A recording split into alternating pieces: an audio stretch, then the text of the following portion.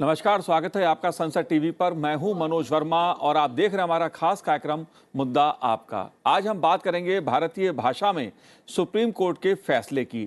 इस मुद्दे पर चर्चा इसलिए करेंगे क्योंकि हाल ही में भारत के मुख्य न्यायाधीश DY चंद्रचूड़ ने मुंबई में बार काउंसिल ऑफ महाराष्ट्र और गोवा के कार्यक्रम में भारतीय भाषा में सुप्रीम कोर्ट के फैसलों की प्रतियां उपलब्ध कराने संबंधी एक महत्वपूर्ण बात कही। उन्होंने कहा कि नागरिकों तक उनकी भाषा में पहुंचना होगा। हमारा मिशन है कि न्यायालय कागज रहित और तकनीक सुगम बने। अगला कदम सुप्रीम कोर्ट के हर फैसले की अनुवादित प्रतियों को हर भारतीय भाषा में उपलब्ध कराना है। मुख्य न्यायाधीश की भारतीय भाषा के संबंध में पहल की प्रधानमंत्री नरेंद्र मोदी ने भी सराहना की है। दरअसल सुप्रीम कोर्ट के फैसलों के हिंदी सहित स्थानीय भाषाओं में अनुवाद की योजना करीब 4 साल पहले तत्कालीन मुख्य न्यायाधीश रंजन गोगोई ने शुरू की थी। तब इसकी शुरुआत तो हुई, लेकिन अनुवाद की रफ्तार मंद पड़ गई। अब मुख्य न्यायाधीश न्यायमूर्ति DY चंद्रचूड़ ने फैसलों के संबंध में भारतीय भाषाओं को लेकर जो ऐलान किया है उसने फिर से सबका ध्यान खींचा है। न्यायमूर्ति DY चंद्रचूड़ की इस पहल के क्या मायने हैं, भारतीय भाषा में सुप्रीम कोर्ट के फैसले क्यों जरूरी हैं, इन्हीं सब मुद्दों पर चर्चा करेंगे आज हम और समझने की कोशिश करेंगे इसके अलग अलग पहलुओं को। खास मेहमान हमारे साथ मौजूद हैं, जुड़े हुए हैं। वरिष्ठ पत्रकार माला दीक्षित जी हमारे साथ इस समय मौजूद हैं स्टूडियो में। साथ ही सुप्रीम कोर्ट के अधिवक्ता देश रतन निगम जी भी मौजूद हैं। आपका भी स्वागत है देश रतन निगम जी। साथ ही हम बात करेंगे इलाहाबाद न्यायालय के पूर्व न्यायाधीश डॉक्टर जस्टिस सतीश चंद्र जी से। सतीश जी, आपका भी स्वागत है संसद टीवी पर। और शुरुआत मैं आपसे करूंगा सतीश जी, क्योंकि एक महत्वपूर्ण ऐलान मुख्य न्यायाधीश की तरफ से होना सर्वोच्च न्यायालय के, वो अपने में खासा महत्वपूर्ण है, क्योंकि ये मांग लंबे समय से होती रही है कि न्यायपालिकाओं में, न्यायालय में भारतीय भाषाओं को स्थान मिले। क्योंकि जिसको ये जानकारी मिलनी है, अगर उसको उसकी भाषा में जानकारी नहीं मिल पाएगी तो वो समझेगा क्या। इस बात को मुख्य न्यायाधीश जी ने भी कहा है। आप कैसे देखते हैं उनकी इस पहल को? देखिए, मुख्य न्यायाधीश का जो स्टेटमेंट है वो तो स्वागत योग्य है ही है, और प्रधानमंत्री ने भी उसको स्वागत के लिए कहा है और उनको बधाई भी दी है जी। लेकिन मैं इसके बारे में बताना चाहूंगा, जहां तक न्यायपालिका में भाषाओं का संबंध है, ये शुरू से ही डिफरेंट चलती आई है। कभी ये पारसी थी, कभी पर्शियन थी, और कभी ये उर्दू थी, और अंग्रेजों के आने के बाद ये इंग्लिश में हो गए, वो अब तक चल रही है। हमारा आर्टिकल 243 जो कॉन्स्टिट्यूशन है वो ये कहता है official language of the union shall be Hindi in Devanagari script. और जो हमारा 348 क्लॉज 1 है आर्टिकल की, वो ये कहती है language in supreme Court and high court and bill and acts for passing the bill and acts will be in English. Sub clause 2 उसका एक्सेप्शन बताता है, और वो ये कहता है कि जो गवर्नर है एक स्टेट के अंदर, वो with the consent of the president high court के दिए कोई भी लैंग्वेज उसको चूज कर सकता है और उसको इंप्लीमेंट कर सकता है।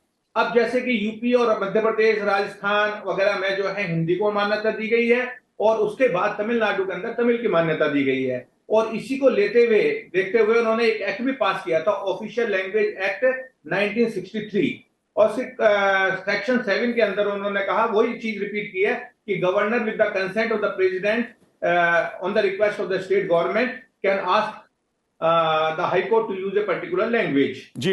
एंड लेकिन इसके साथ साथ ये है कि कॉपी जो है उसकी, जजमेंट की कॉपी होगी या डिग्री की जो कॉपी होगी, वो इंग्लिश में उपलब्ध करानी होगी। उसका अनुवादक के रूप में लैंग्वेज का यूज हो सकता है। तो इन शब्दों में अगर हम कहें तो अंग्रेजी की जो है वो सुपरमेसी हमेशा बनी रही है और बनी रहेगी भी हाई कोर्ट के अंदर भी। अब आते हैं इसके अंदर कि लोअर जुडिशरी के अंदर जो हमारा डिस्ट्रिक्ट जुडिशरी है उसके अंदर क्या प्रोविजन है।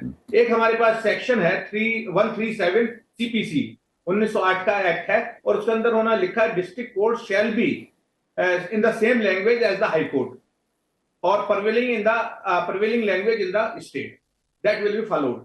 और इसी तरह से उन्होंने 272 CRPC 1973 के अंदर ये कहा है कि the translation will be done in the local language at the cost of the court, उसके लिए कोर्ट पे करेगी।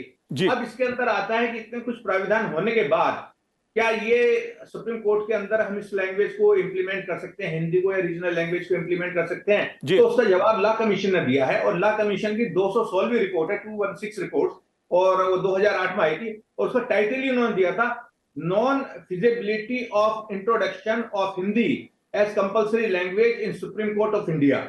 और उसके अंदर उन्होंने फाइनली आफ्टर डिस्कशन एंड बहुत अच्छी रिपोर्ट लिख के आए, उन्होंने कहा था कि इंग्लिश ही बनी रहेगी और only English can be used in the Supreme Court and as far as possible in high courts also. जी और उसके लिए उन्होंने बहुत सारे रीजन भी दिए थे। तो सुप्रीम कोर्ट में जो वकील हैं, जजेस हैं, केसेस हैं from different part of the country आते हैं, तो यूनिफॉर्मिटी बनी रहेगी, यूनिटी बनी जी रहेगी बिल्कुल सतीश जी। और उसके अंदर एक बना रहेगा। जी अब इसके आते हैं जी सुप्रीम कोर्ट ने क्या किया इस पे। जी इसके अलग अलग पहलू हैं, सवाल व्यवहारिकता का भी मैं है। बता रहा हूँ सुप्रीम कोर्ट ने क्या किया इस पे हिंदी वाले मामले जी में।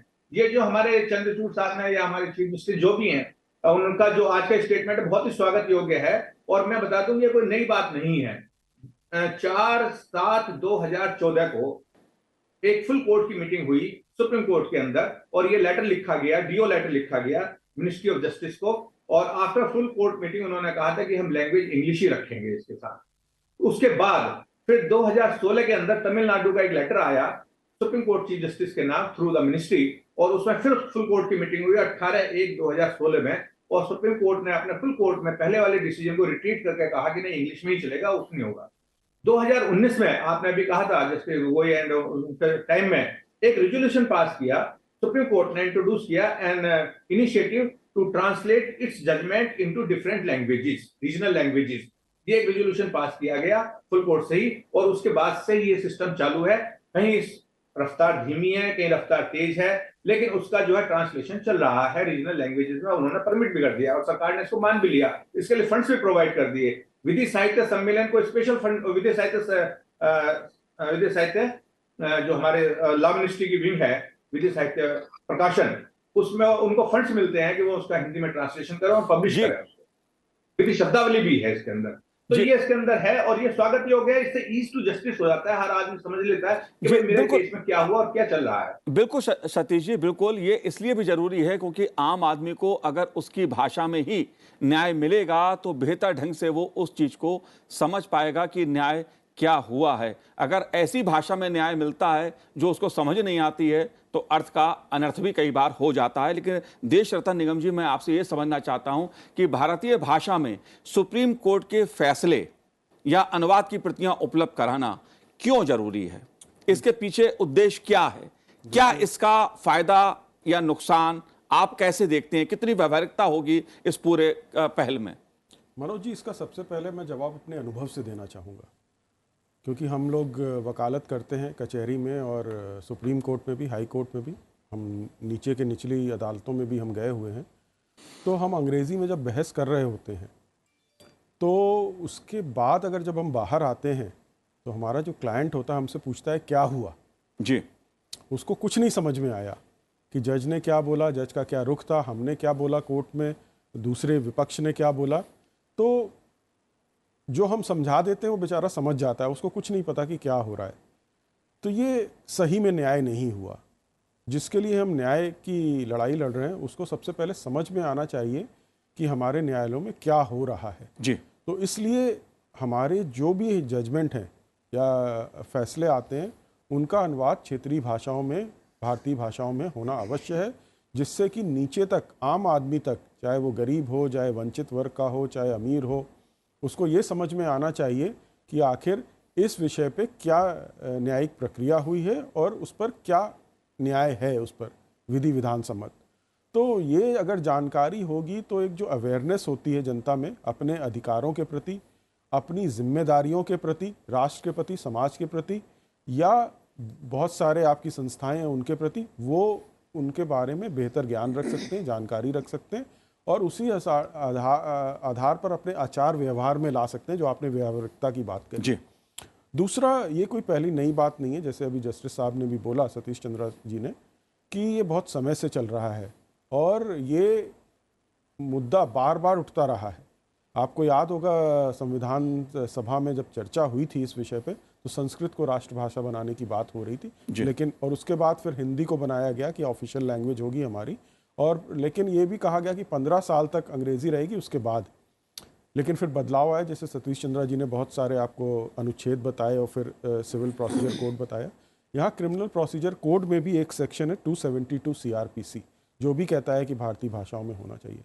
लेकिन जो भी जजमेंट होते हैं उनको अंग्रेज़ी में ही कहा जा रहा है, लिखा जाएगा हाई कोर्ट और सुप्रीम कोर्ट के लेवल पर, और उसका अनुवाद हिंदी में या क्षेत्रीय भाषाओं में होना चाहिए। और ये मांग बार बार कई बार उठी है। एक भारतीय भाषा अभियान करके एक अभियान चला हुआ है जो कि बहुत समय से इस विषय पे बात कर रहा है। वो ये भी कहता है कि कोर्ट में जो आप लिखित में जमा करेंगे वो अपनी भारतीय भाषाओं में करें, अपना वकालतनामा भारतीय भाषाओं में करें, हस्ताक्षर करें, जो पिटीशन फाइल करते हैं वो सब अपनी भाषाओं में, क्षेत्रीय भाषाओं में होनी चाहिए, और बहुत कार्य चल रहा है। दूसरा, प्रधानमंत्री ने इसी साल अक्टूबर 2012 में जो विधि और न्याय मंत्री हैं और विधि सचिव हैं उनकी जो एक कॉन्फ्रेंस का उद्घाटन करते हुए कहा था कि हमें जो न्याय है जनता को उसको उसी भाषा में पहुंचाना चाहिए जी। तो जस्टिस चंद्रचूड़ ने जो बोला है ये उसी का ही कंटिन्यूएशन है, और इसको पहुंचाने के लिए देखिए स्वागत योग्य है, लेकिन इसमें बहुत मेहनत करनी है। अभी भी हम कह सकते हैं कि अयोध्या का जो राम मंदिर का जजमेंट है उसका अभी अनुवाद नहीं हुआ है, जो कि बहुत ही महत्वपूर्ण है इस राष्ट्र के लिए, वो भी होना चाहिए। इलाहाबाद हाई कोर्ट के जजमेंट का भी ट्रांसलेशन होना चाहिए जो राम मंदिर से संबंधित, तो जनता को पता लगे, क्योंकि बहुत सारी भ्रांतियां फैला दी जाती हैं फैसले को लेके। लोग अभी भी कुछ कुछ बोल देते हैं, लेकिन जब जनता के सामने उन्हीं की भाषा में पहुंचेगा तब उनको समझ में आएगा कि क्या असलियत है और क्या भ्रांतियां फैलाई जा रही हैं। लोग फर्क कर सकते हैं। लोगों के व्यवहार में जब अवेयरनेस बढ़ती है, जानकारी बढ़ती है, तो लोगों के व्यवहार में मूलभूत बदलाव आ जाता है जी। क्योंकि समझ आ गई, ज्ञान हो गया। तो आप देखेंगे ये बहुत ज़रूरी है समाज के लिए, समाज के स्थायित्व के लिए, शांति के लिए और प्रोग्रेस के लिए भी, विकास के लिए भी बहुत ज़रूरी है। क्योंकि लोग तब, जब लोगों की भ्रांतियां जब दूर होती हैं, जब उनको असलियत पता लगती है, तो किसी चीज़ में तन मन धन से वो शामिल होते हैं, चाहे वो विकास का कार्य हो, चाहे और भी चीज़ें हों, उसमें पूरी तरह से व्यावहारिकता के तौर पर और अपने पूरे पैशन और कमिटमेंट के साथ वो उसमें साथ देते हैं, और इसमें राष्ट्र बढ़ता है, राष्ट्र का गौरव भी बढ़ता है। जी। लेकिन माला जी, एक सबसे बड़ा सवाल यहाँ पर ये आता है, संसद में भी ये मुद्दा उठा था कि न्यायपालिका में जो भारतीय भाषाओं की स्थिति है या जो अहम फैसले सुप्रीम कोर्ट के हैं उसका अनुवाद कितना हो रहा है, कितना नहीं हो रहा है, इसको लेकर भी कई बार संसद में भी सवाल उठ चुका है, मुद्दा उठ चुका है। सदन के बाहर भी, जैसा बताया अध्यक्ष रतन निगम जी ने, अलग अलग संस्थाओं के स्तर पर भी इस मुद्दे को उठाया जाता रहा है। अनुवाद की अगर मैं स्थिति की बात करूं, क्योंकि गोगाई साहब ने इसकी पहल की, अगर 2019 से ही हम माने तो 4 साल का करीब पीरियड है, इसमें अनुवाद की स्थिति अभी है क्या? देखिए, आपने बहुत अच्छी बात पूछी है। ये बात सही है कि अब सुप्रीम कोर्ट प्रयास करता जा रहा है लगातार कि हम प्रादेशिक भाषाओं में अपने जजमेंट को ट्रांसलेट करें और पब्लिक तक पहुंचाएं, और इसकी पहल सबसे पहले गोगोई साहब ने की थी। लेकिन अगर हम ताज़ा संसद में जो जवाब दाखिल किया है सरकार ने, सुप्रीम कोर्ट रजिस्ट्री ने जो भेजा था, उन आंकड़ों को देखें तो उसके हिसाब से 4 साल में, पिछले 4 साल में कुल 538 फैसलों का अनुवाद हुआ है, जिसमें से 290 फैसले हिंदी में अनुवादित हुए हैं। बाकी 14 भाषाओं में फैसले अनुवाद होते हैं यहाँ पर जी। और दूसरी चीज है, जो व्यवहारिक पक्ष है, सुप्रीम कोर्ट ये अनुवाद नहीं कराता है। उसमें जो जवाब दिया गया है पार्लियामेंट में, उससे ये भी चीज़ सामने आई है कि supreme court concern high court के जरिए ये ट्रांसलेशन कराता है। जैसे हिंदी का कराना होगा तो वो उत्तर प्रदेश से करा लेगा जहाँ की भाषा हिंदी है, तो इस तरह कंसर्न हाई कोर्ट के जरिए ये ट्रांसलेशन कराया जाता है।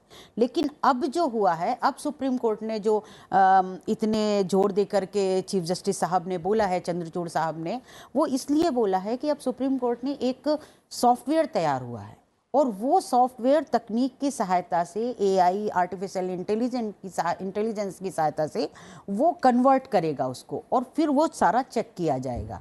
तो एक तो एक्यूरेसी होगी, दूसरे तेजी आएगी।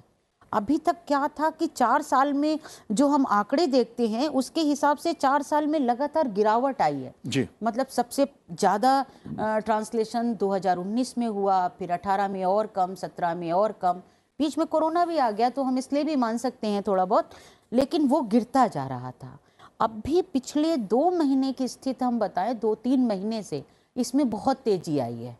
ये सुप्रीम कोर्ट का जो लॉ मिनिस्ट्री का एक डिपार्टमेंट है, विधि साहित्य प्रकाशन, ये सुप्रीम कोर्ट और हाई कोर्ट के फैसलों को ट्रांसलेट करता है हिंदी में, अन्य भाषाओं में नहीं, वो सिर्फ हिंदी में करता है। इससे कोऑर्डिनेशन बढ़ाया है सुप्रीम कोर्ट ने, और अब दोनों मिलके काम कर रहे हैं। अब विधि साहित्य प्रकाशन और सुप्रीम कोर्ट मिलके काम कर रहा है। तो विधि साहित्य प्रकाशन ने जो जजमेंट पहले भी ट्रांसलेट कर लिए हैं, जैसे केशवानंद भारती का बेसिक स्ट्रक्चर का कॉन्सेप्ट दिया था, और जैसे इंदिरा साहनी का जजमेंट आरक्षण के, ये सब उन लोगों ने किए हुए हैं। तो वो ये सब शेयर कर रहे हैं उनके साथ, और आने वाले दिनों में उनको भी चेक किया जाएगा, क्योंकि जब सुप्रीम कोर्ट कोई चीज़ वेबसाइट पे डालेगा तो वो सुप्रीम कोर्ट की महती जिम्मेदारी हो जाती है। तो निश्चित तौर पे उसकी एक्यूरेसी फिर चेक की जाएगी। अभी तक क्या हो रहा है, जो विधि साहित्य प्रकाशन ट्रांसलेट करता है वो मैनुअल होता है भाई। जैसे हम आप बैठ गए और हम आप ट्रांसलेट करें तो बहुत कुछ लाइन टू लाइन भी नहीं होता है, कई बार भावार्थ या समझ के किया जाता है। तो ये सारी चीज़ों से जो है निपटना होगा, ये एक चुनौती होगी।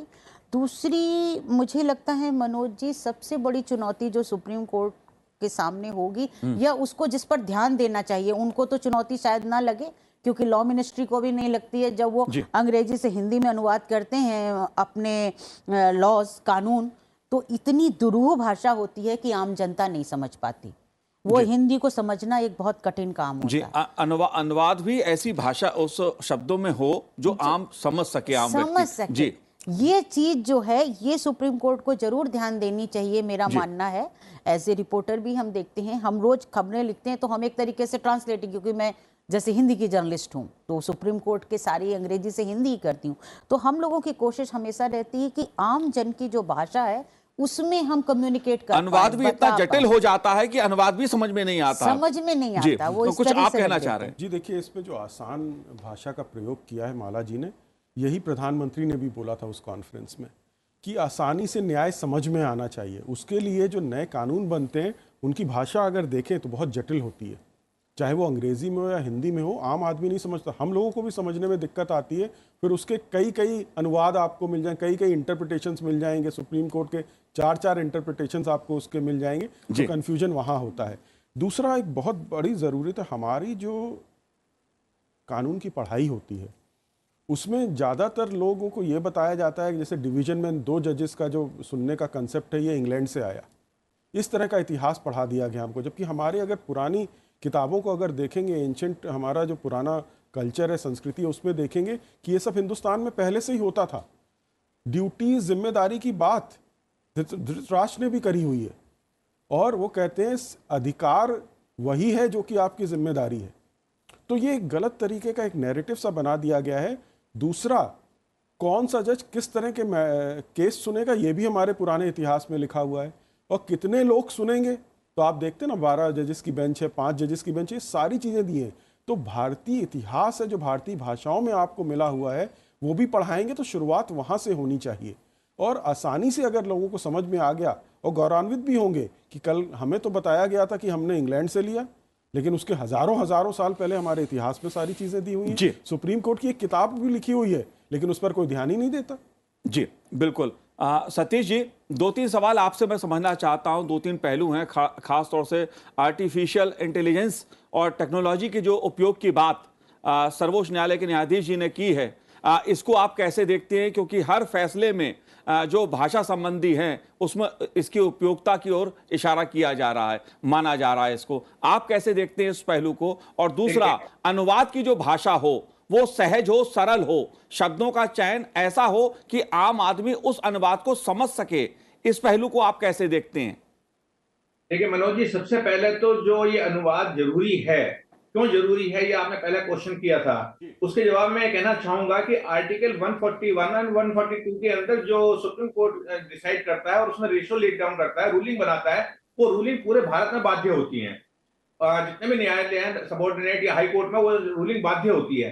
तो इसलिए अगर आपके पास अपनी लैंग्वेज के अंदर रूलिंग है, डिस्ट्रिक्ट कोर्ट का कोई वकील है और उसके पास अपनी रूलिंग है, या इलाहाबाद हाई कोर्ट का कोई वकील है और उसको अंग्रेजी में नहीं है, तो रूलिंग वो बता सकता है कि ये सुप्रीम कोर्ट का एक प्रतिवादी सिद्धांत है, ये रूलिंग दी गई है और ये आपके ऊपर बाइंडिंग और आपको जजमेंट इस लाइट में लिखना है। जी, पहली तो बात ये है। तो इसलिए इसका जरूरी है कि इसका लोकल लैंग्वेज के अंदर, रीजनल लैंग्वेज के अंदर इसका ट्रांसलेशन किया जाए। अब ट्रांसलेशन करने के लिए अभी तो नए अभी 4 साल पहले तो आपने शुरू किया इसको, तो इसमें थोड़ी टीचिंग प्रॉब्लम तो है ही है। अभी मैं विधि साहित्य प्रकाशन से संबंधित भी हूं, उसमें चेयरमैन भी हूं। मैंने वहां देखा स्टाफ की बहुत कमी है। मैंने जो एलडी सेक्रेटरी है, लेजिस्लेटिव डिपार्टमेंट की जो सेक्रेटरी है, उनसे पर्सनली भी कहा और उनको लिख के भी दिया, कृपया अपना यहाँ स्टाफ पूरा का पूरा रखें और घटाएं नहीं, जो रिटायर होगा उसके लिए लाई नहीं है। तो अगर वो आ जाएंगे तो ठीक है। आर्टिफिशियल इंटेलिजेंस जो हम यूज करते हैं वो बहुत अच्छी चीज है, वो आपको एक सपोर्ट करता है, लेकिन अपने आप में वो ट्रांसलेट नहीं करता, वरना तो ट्रांसलेट तो अनर्थ भी कर देगा वो कई बार। तो जैसे कि अगर कहीं करना हो हिंदी में चीफ जस्टिस को चीफ जस्टिस कर देगा, जी तो अगर ट्रांसलेशन करना है तो अनर्थ भी हो जाता है। तो इसके लिए मैन पावर और एक्सपर्ट लोगों की जरूरत है जो उसके अंदर कर पाएंगे और अपने अपने रीजनल लैंग्वेज में करेंगे।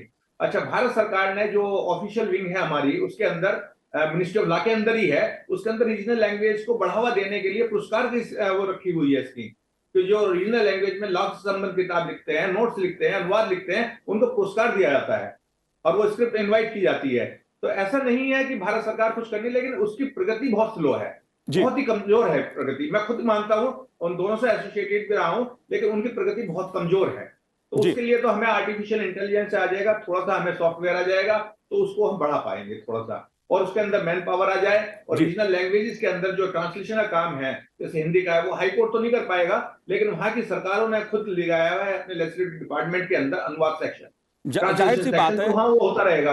और उसके लिए फंड्स की भी आवश्यकता और भी बहुत ज्यादा है। जी बिल्कुल, जो आप कह रहे हैं वो काफ़ी बातें बहुत ज़रूरी हैं, लेकिन एक शुरुआत हो रही है, अच्छी पहल है। लेकिन एक सवाल मैं आपसे और सतीश जी समझना चाहता हूं इस बात को, क्योंकि अंग्रेजी की बात बार बार कही जाती है कि भाई अंग्रेजी क्यों थोपी गई है या अंग्रेजी की अनिवार्यता की ज़रूरत क्या है। मैं आपसे ये भी समझना चाहता हूँ कि व्यवहारिकता में अंग्रेजी का विरोध से तात्पर्य नहीं है, लेकिन कुछ लोग कहते हैं भाई भारतीय भाषाओं में ही सारे फैसले हो।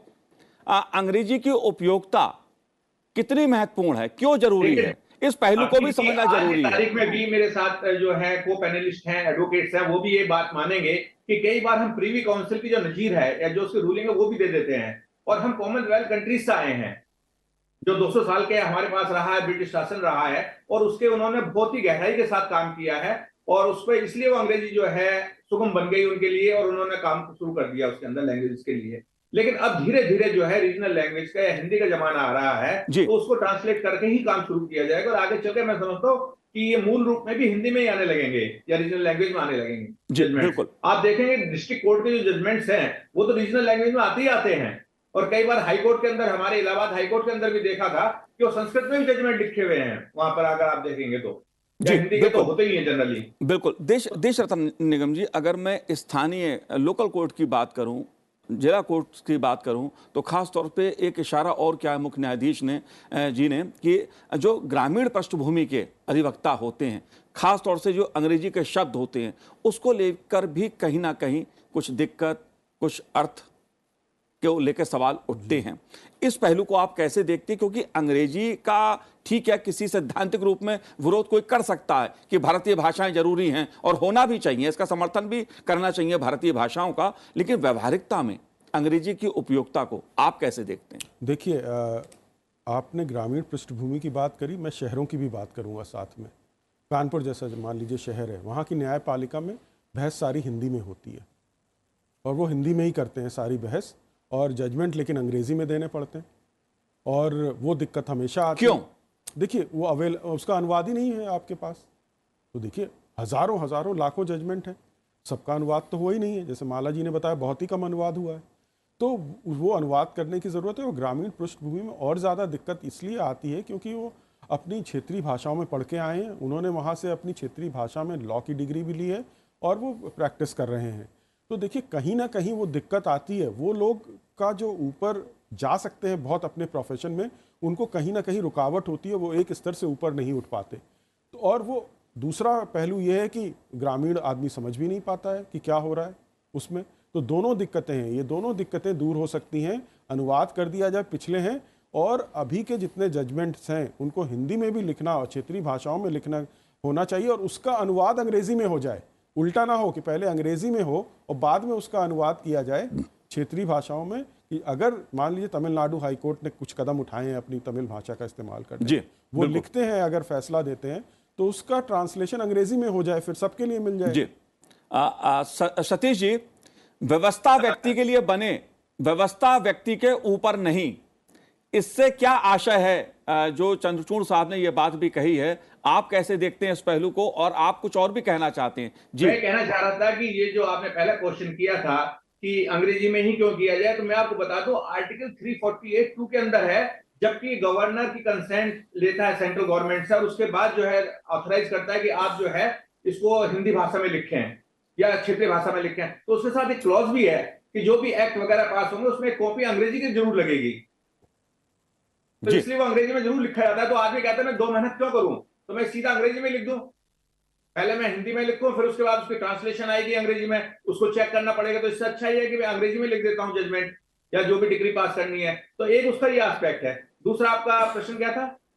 जी, मैं ये जानना चाह रहा था, जो व्यवस्था की बात कही है चंद्रचूड़ साहब ने, उसे आप कैसे देखते हैं? नहीं, व्यवस्था तो अच्छी है। मैंने आपको कहा था कि अच्छा स्टेप है, बहुत ही अच्छा स्टेप लिया है चीफ जस्टिस ने, और हमारे प्रधानमंत्री की उस पर पूरी सपोर्ट है। जी, बिल्कुल। लेकिन इसमें अभी थोड़ा नया बिल्कुल, नया एक है, संक्षेप में किसी को सवाल अलग है। आपसे, एक संक्षेप में सवाल माला जी आपसे, कि तकनीक के आधार पे एक बदलाव न्यायिक व्यवस्था में, इस पहलू को आप कैसे देखती हैं?